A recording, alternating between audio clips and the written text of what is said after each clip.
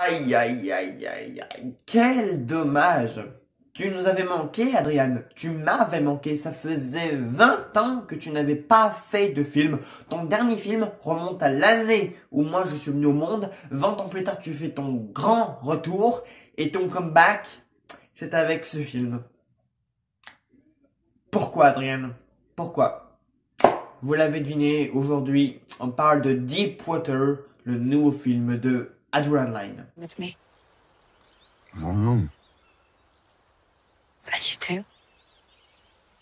I do. Bonjour à toutes et tous, j'espère que vous allez toutes et tous bien. Et après cette intro un peu désespérée, je dois l'avouer, je vous parle donc de Deepwater ou Eau profonde, le nouveau film de Adrian Lyne qui fait donc son grand retour derrière une caméra, voilà. J'aurais bien dit au cinéma, mais vu que le film est diffusé sur Amazon Prime Video, je me contenterai de dire en tant que réalisateur, parce que oui, donc son dernier film Infidèle remonte à 2002, mais on le connaît aussi pour des thrillers érotiques comme Liaison fatale, Infidèle, 9 semaines et demie, j'en passe des meilleurs. Et également Flashdance et L'échelle de Jacob.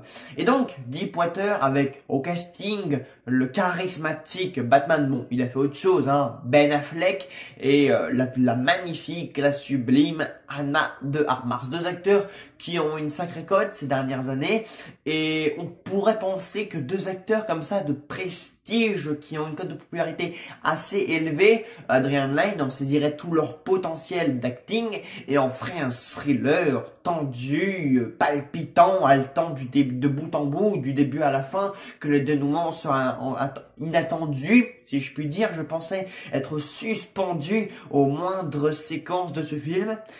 Et déjà, rien que sur le côté thriller, il y a un énorme problème. Alors, Adrian Lyne, non, en temps normal, c'est un excellent auteur de thriller psychologique. Voilà, l'aspect érotique, ça vient après, on en reparlera, parce que même de ce côté-là, c'est un ratage total. Parce que, très clairement, les anciens thrillers d'Adrian Lyne, j'entends par là Liaison fatale et même Infidèle, sorti en 2002, c'est une tuerie, la tension est palpable, voilà, il y a des petits ressorts au milieu de film, on se dit, mais comment cette histoire va finir? C'est un thriller efficace, voilà, il se passe tellement de choses troublantes dans le film qu'on se demande quel dénouement, quelle issue le film va avoir. Et dans Deepwater, mais à aucun moment, la tension n'est palpable, quoi. À aucun moment, l'atmosphère est malsaine, c'est tangible, c'est tendu, et même dans la relation entre Vic et Mina, donc Affleck et Armas, on se dit, mais ce couple n'a aucun sens, en fait, parce que elle, très clairement, donc, elle fréquente d'autres hommes, lui, on nous dit que ça le dérange pas, qu'il n'en est pas jaloux, mais en même temps, il y a un mystère qui pèse sur le personnage, comme quoi il aura buté d'autres mecs par le passé, donc qui se serait approché un peu trop près de sa femme. Donc il y a une histoire d'infidélité, de tromperie dont est témoin du coup le personnage de Vic. Donc du coup là-dessus il y a des fautes de scénario, c'est pas expliqué, on ne sait pas exactement quelle est leur relation, on nous indique du coup que c'est un couple marié, très heureux, alors que dans le film ils passent la majorité du temps à s'engueuler.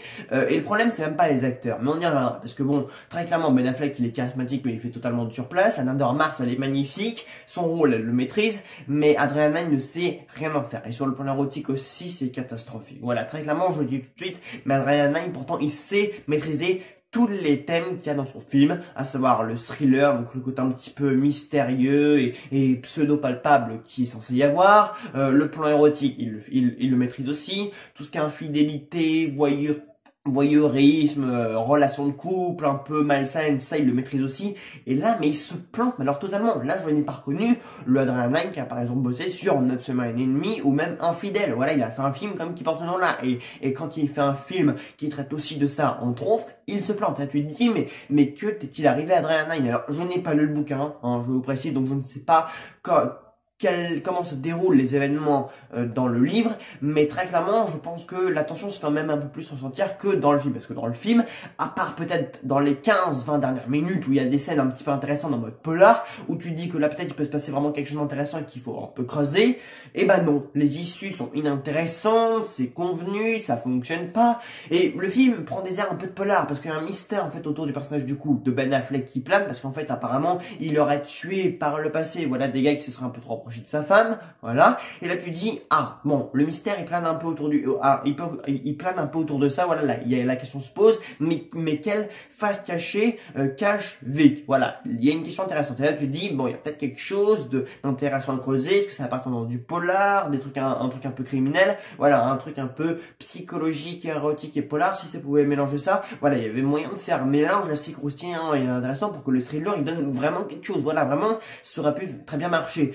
Mais non, c'est toujours vide, voilà, le film fait vraiment du surplace, à un moment donné, il fait une espèce d'enquête, etc., parce que elle va enchaîner les mecs, et lui, les mecs, voilà, un sort leur est réservé, mais lui, en fait, il fait toujours du surplace, à un moment donné, le film commence à être convenu, à être prévisible, et c'est jamais palpable, parce que le scénario, il fonctionne pas, les dialogues sont vides, mais ils sont vides, voilà, il y a des discussions, voilà, les personnages interagissent entre eux, bon, déjà, à Fleck à Mars, les interactions entre eux, le couple qu'ils forment, ça ne veut rien dire, c'est des scènes de ménage tout le temps, enfin, si c'est pas des scènes de ménage, c'est des discussions qui n'ont aucun sens, voilà, et même entre du coup des personnages secondaires et du coup l'un des deux protagonistes du couple, pareil, les interactions sont vides, mais c'est un scénario qui n'est pas inspiré, quoi. Tu sens qu'Adrenaline, limite t'as l'impression s'il ne s'en fout pas un peu de ce qu'il filme et des dialogues qu'il met en scène, et même à ce moment-là tu sens qu'à Fleck à Mars, les dialogues ils ont pas envie de les jouer tellement c'est pas inspiré. En même temps, quand t'as un peu la filmographie des deux, tu comprends que ils sont pas du tout impliqués. Et même Adrenaline, bon, ça fait 20 ans qu'il a réalisé, donc tu te dis, bon, peut-être qu'il a réalisé ce film juste pour sortir un petit peu des oubliettes, parce que voilà, 20 ans sur réaliser de films à Hollywood, très clairement, voilà, quand t'as même plus fait de film depuis 10 ans, très clairement, tu passes un peu dans les oubliettes, mais là, tu sens qu'Adrenaline, il est même pas inspiré par ce qu'il filme, et même, t'as beau avoir deux acteurs comme, en tout cas, Affleck et Mars, et bah, c'est pas pour ça que ton film peut être mieux, et c'est vraiment dommage. Ensuite, sur le côté érotique, et après on passera un peu sur le personnage de Mars, encore une fois, l'érotisme au cinéma c'est quand même quelque chose d'assez spécial. Voilà, moi ça me dérange absolument pas de regarder, voilà, bon, les scènes de sexe au cinéma c'est quelque chose qui est très courant, voilà. Aujourd'hui c'est quand même compliqué de trouver des films un peu thriller, etc., où il n'y a pas un minimum de scènes de sexe, même à Hollywood, même dans plusieurs films, c'est monnaie courante, voilà, c'est devenu quelque chose de très redondant, de très régulier, voilà. Le genre sulfureux, c'était quelque chose qui était très répandu dans les années 80-90, et là, du coup, on revient un peu à cette mode-là, parce que du coup, on avait eu Benedetta de Paul Verhoeven, donc l'année dernière, qui était un thriller érotique sulfureux, mais là, par contre, c'était vraiment bien travaillé, voilà, la performance de Virginie Fira, qui jouait une non-lesbienne, c'était vraiment bien exploité, Paul Verhoeven, il allait au bout des choses, avec, sur le côté érotique, sur le côté un peu sulfureux, etc., là, il n'y a pas de problème. Mais par contre, dans Harry Potter, mais tu te dis, mais, là, t'as l'impression que Adrien, il a même pas envie de filmer ça, parce que t'as peut-être une ou deux scènes où tu vas voir le couple en pleine action, et encore la façon dont c'est filmé, c'est mal cadré, et là tu dis c'est ça un thriller érotique, enfin je suis désolé mais il y a rien d'érotique là-dedans. Attention, j'ai pas dit que ce que je voulais voir c'était des scènes de sexe, attendons maintenant, mais moi tu me dis que ça va être un thriller tendu, un peu malsain, un peu sexuel, bah moi j'ai quand même envie de voir ce qu'on m'a promis. Voilà, il y a un cahier des charges à respecter, et là très clairement le cahier des charges n'y est pas du tout. Encore une fois, je sais pas comment c'est dans le livre, mais en tout cas dans le film c'est catastrophique. Voilà, c'est pas inspiré, c'est mal filmé. Bon, et encore une fois, du coup on fait une transition avec Another Mars, mais bon, Adriana il n'en fait absolument rien, quoi. Quand t'as la chance d'avoir une actrice aussi belle que charismatique, qui saisit son rôle à cœur joie, vraiment, qui va à fond, mais tu n'en fais pas le jeu qu'elle adopte tout du long. Voilà, très clairement, elle se dandine, elle joue des courbettes, elle joue avec son corps, voilà, elle se sexualise, elle s'érotisme. En fait, le film, c'est plus sur elle que ça va fonctionner, quoi. Le côté érotique, ça va plus être sur Anna de Armas et son corps et ses atouts physiques que ça va fonctionner, mais même pas sur le couple en lui-même, quoi. Et là, tu te dis, non, mais c'est bon, quoi. Non, mais là, c'est pas possible, en fait. Voilà. Et elle joue comme ça du début à la fin. Et là, tu te dis qu'il y a quand même un problème. Voilà, moi, je voulais pas voir une Ana de Armas comme ça, quoi. Et très clairement, juste parce que, effectivement, c'est une très belle actrice, oui. Mais du coup, Adriana ne joue que sur ça. Voilà, dès qu'il y a des moments comme ça, où elle enlève un peu ses habits, où elle se sexualise très clairement, et tu sens que c'est juste pour provoquer un certain émoustillement chez le spectateur, un certain frisson. Effectivement, ça marche, parce que c'est fait pour ça, mais c'est pas forcément ça qu'on voulait voir. Voilà, nous on était venus voir ça entre le groupe, on voulait voir quelque chose de sulfureux, de fort, de vibrant entre ce couple-là, parce que c'est ça qu'on nous avait indiqué, et ça ne s'y trouve absolument pas, et c'est vraiment raté, quoi. Le côté érotique, en tout cas, c'est vraiment très mal développé, très mal exploité. Ils n'en fait rien, ils ne saisissent même pas l'essence qui est entre ces deux acteurs, qui pourtant jouent encore très bien. Enfin, ils jouent très bien, ils font du surplace, mais ils adoptent un jeu redondant. Voilà, ils ne changent jamais d'expression, mais on sent qu'il y avait quand même du potentiel derrière leur performance et derrière leur personnage. Et Adrian Lyne n'en fait absolument rien.